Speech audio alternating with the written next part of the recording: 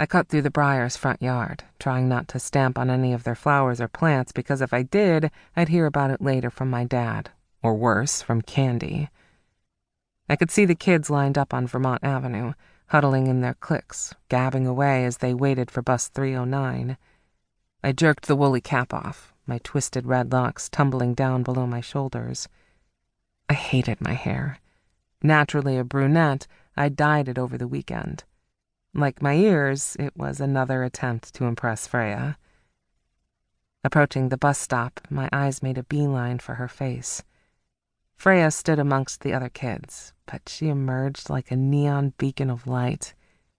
There were kids around her talking, trying to draw her attention, but she was too busy writing or drawing something in her notebook.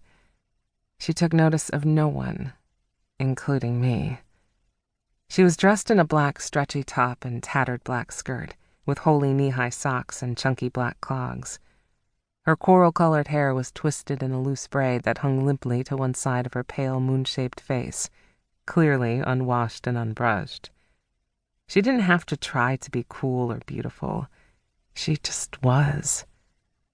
I stopped jogging, deciding instead to approach her with a cool stride.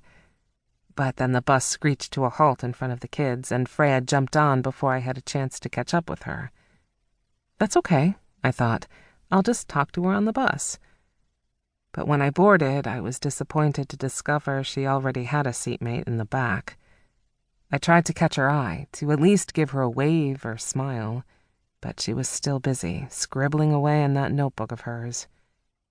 Taking a seat up front, I smiled tightly at a kid with braces sitting next to me. I hadn't seen or spoken to Freya all weekend, and I thought she'd be eager to hang out. But that's Freya for you, hot and cold and infuriatingly unpredictable. She was bubbly one minute, then quiet and withdrawn the next, and it frustrated me beyond belief. She hadn't even noticed my new piercings. Although most days she seemed to genuinely like me, other days I wasn't so sure. We met at a party over the summer, and we'd been hanging out ever since. I was sitting on a lopsided couch, nervously clasping a plastic cup filled with soda. Not usually one for parties, I felt anxious and awkward. Alone. I decided on a whim to just go for it, get out of the house and meet people. Maybe I'd meet a guy, or at least a friend to talk to. But showing up here with all those people just highlighted my weirdness, making me feel even worse about myself. But then Freya showed up. I saw her approaching, paving her own crooked path through a crowded living room of dancing bodies. Plopping down right next to me, she reached for my Coke and drained it. "This ain't whiskey," she cackled, jumping up from the couch. I expected her to leave, now that she'd discovered my lameness. But instead, she took my hands and began pulling. I thought she wanted me to dance, but she kept on tugging until we were out the door. "Let's get out of here," she whispered, leading me away from my classmate's house. I couldn't even remember the name of the person throwing the party.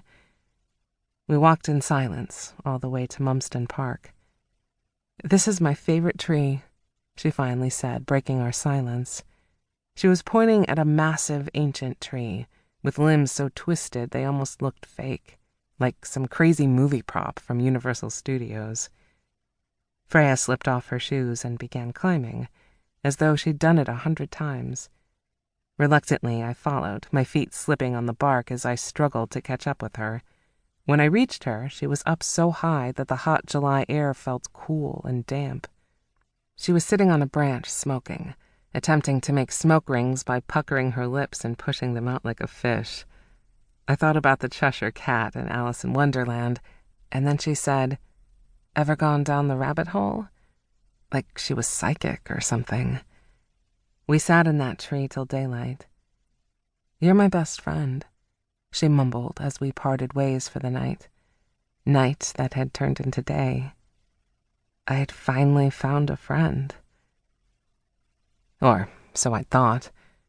I frowned, pushing away thoughts of that night.